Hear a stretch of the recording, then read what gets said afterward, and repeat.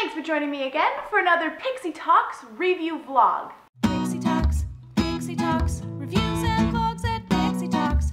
Pixie Talks, reviews and vlogs at Pixie Talks. Woo! It's time for some more Marvel. The next installment in the Marvel Cinematic Universe, of which you know I am a massive fan.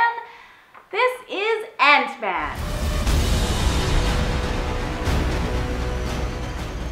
Okay, so Ant-Man. Similarly to Guardians of the Galaxy, this is one character that we never thought we'd see on screen, and one that we were all kind of wondering how well they were going to do. For people completely unfamiliar with the character, a superhero whose ability is that he can shrink and talk to ants seems like a little bit of a hard sell. But as someone absolutely terrified of ants, I was never skeptical about just how badass Ant-Man could be. Ants are very scary, you guys.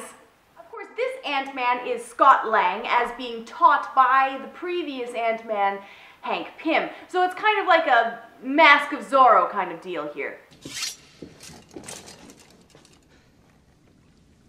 Do you know how to use that thing? And I am much more familiar with Hank Pym's character than I am with Scott Lang, so I really wasn't sure what to expect from this movie. Scott Lang is a professional burglar who is trying to go straight but having a rough time of it when he is hired by Hank Pym to wear the Ant-Man suit to put a stop to a major weapons deal about to go down using Pym's research and technology. It is up to Scott to learn quickly how to use Ant-Man's abilities and save the day. It's a relatively simple crook-turned-hero plotline with nothing particularly out of left field. We've got the emotional angle from the fact that he only wants to provide for his daughter, we've got the badass chick, we've got the mentor with the haunted past, and just the general overall redemption theme. And yes, it may seem a little cookie cutter from that description alone, but where this film really shines is in the execution of these very familiar plot points. I'm going to be honest, I think this is a more entertaining movie than Age of Ultron, and a more well-rounded story. The dialogue is ludicrously fun, probably the film's best aspect. It is snappy and clever and full of that kind of vibrant enthusiasm that I just love from my movies. It follows its plot points very well, and in general, I can't find much wrong with it. Apart from a case of unoriginality, this is just plain a solid film, and executed very well.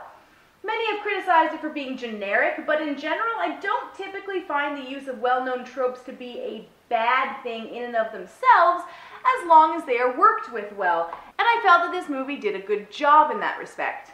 There is, however, one big thing that I do have to address that made my viewing experience a little uncomfortable. The comic relief minority side characters.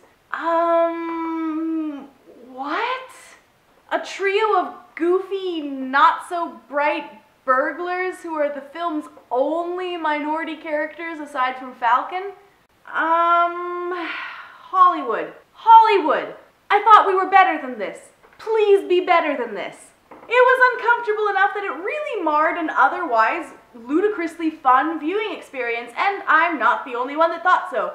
I'm really into the Ant-Man character that they've crafted here, but I really hope that Marvel steps things up in the future of their films, because I did not like what I saw here with these comic relief characters just being the butt of every joke. Please, Marvel, don't do this. Now, I thought that each of the actors here did an incredibly good job of their roles, but I have to give the most props to Corey Stoll, who played Darren Cross, the film's villain. Darren was a very intriguing character, but it was the raw and unpredictable emotion that Stoll brought to him that really made him come alive. I've absolutely loved Stoll in The Strain before, and I really want to see more from him. He brings such life to his characters. All in all, I thought there were some very big strengths to this movie, but the problematic nature of the comic relief left a very bad taste in my mouth. I will say that I am very much looking forward to more of the Ant-Man character, as well as a certain other character, hopefully, that I won't spoil, but oh my gosh, don't forget to stay through the end credits. My fangirl radar went through the roof.